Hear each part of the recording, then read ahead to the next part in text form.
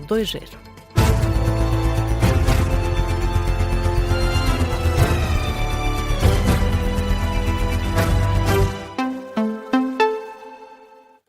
Jornal das 9 com a Laura Figueiredo. E Laura, a Ministra do Trabalho, considera que o chumbo da reforma laboral no Parlamento é uma oportunidade perdida para o país. A reação de Maria do Rosário Palma Ramalho no Parlamento antes de uma audição parlamentar sobre a prestação social única. A Ministra afasta a demissão e explica que o país fica a perder com este chumbo. Eu julgo que é sobretudo uma derrota para o país, porque de facto perdeu-se uma oportunidade histórica de permitir que Portugal avançasse numa matéria em que está muito mal na cauda da Europa, em termos de salários, em termos de produtividade, e esta reforma contribuía de uma forma equilibrada, ou seja, sem desvanecer de modo algum os direitos dos trabalhadores, no sentido de pôr Portugal mais próximo da Europa. E ao não conseguirmos isso, naturalmente que é uma oportunidade perdida para o país. À semelhança do que tinha feito o Primeiro-Ministro, também Maria do Rosário Palma Ramalho responsabilizou o Chega por este desfecho. O Governo de Portugal tem um elevadíssimo sentido institucional e, portanto, em caso algum, poderia trocar qualquer reforma que fosse pelo hipotecar das pensões dos portugueses, porque isso significaria quebrar o contrato de confiança que os portugueses têm com o Estado relativamente às suas pensões futuras. E como foi essa a razão pela qual não se fez acordo com o partido do Chega, evidentemente que o Governo está tranquilo e claro que os portugueses vão também tirar as suas ilações da razão pela qual não se fez este acordo. Ministra do Trabalho a reagir no Parlamento ao chumbo da reforma laboral. E André Ventura diz que o Governo optou por seguir sozinho, unilateralmente e de forma arrogante. Declarações na última hora para justificar o chumbo do Chega à reforma do pacote laboral do Governo. André Ventura considera que o Governo foi afastando as centrais sindicais até ficar sozinho à própria mesa. O Governo optou por seguir sozinho, unilateralmente e de forma arrogante este caminho. Foi uma escolha que o Governo fez. Arrastar este processo longamente, passando a mensagem clara de que estava a dizer ao país que para termos uma economia melhor temos que pôr as pessoas descartáveis com possibilidade de serem despedidas a qualquer momento. Numa conferência de imprensa na sede do partido em Lisboa, André Ventura explicou ainda que o Chega não partilha a visão do PSD e da Iniciativa Liberal sobre a precariedade das condições de trabalho. E o Observatório de Segurança, Criminalidade Organizada e Terrorismo defende que Luís Montenegro devia ter sido informado da tentativa de ataque do grupo Armilar Lusitano antes de ser feita a divulgação na comunicação social. Foi uma queixa feita esta tarde pelo Primeiro-Ministro, que lamentou não ter sido informado pelas autoridades, mas sim através da comunicação social, num momento delicado para ele e para a família.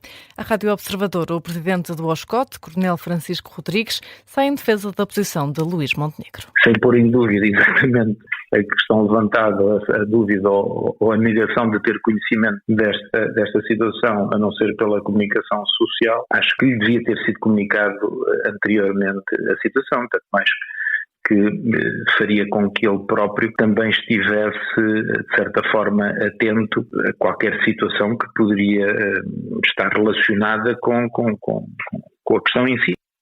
Ainda assim, Francisco Rodrigues defende que esta é uma prova de que as autoridades são capazes de conter este tipo de ataques. Foi apurado que a morada do Primeiro-Ministro foi conseguida por um chefe da PSP em documentos da Polícia Municipal. O presidente do OSCOT diz que é uma situação grave.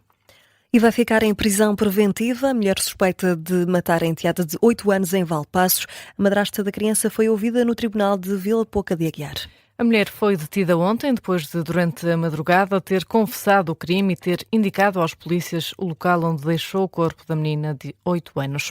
A arguida está fortemente indiciada pelo crime de homicídio qualificado. A advogada de defesa, Mónica Teixeira, explica que já esperava esta medida de coação, mas adianta que vai ainda pedir uma perícia psiquiátrica.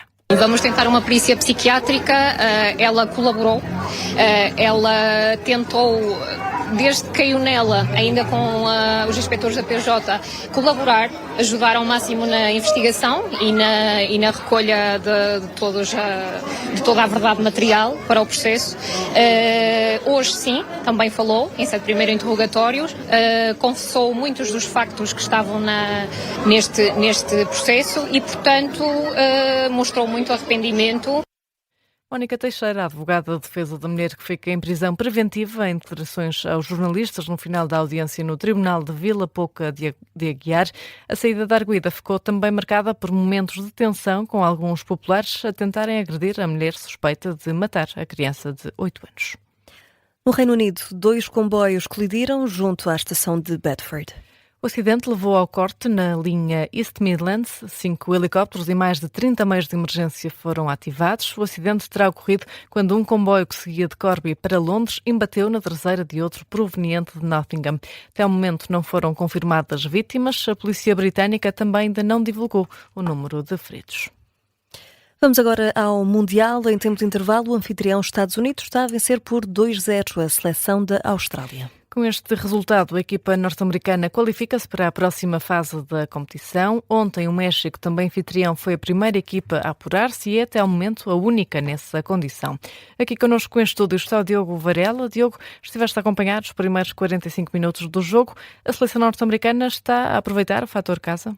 Efetivamente, e se olharmos ao estádio, o Lumen Field, que é palco tanto da MLS, a Liga Norte-Americana de Futebol, com o Seattle Sounders, mas também na NFL, a Liga Norte-Americana de Futebol norte-americano, futebol americano do Seattle Seahawks.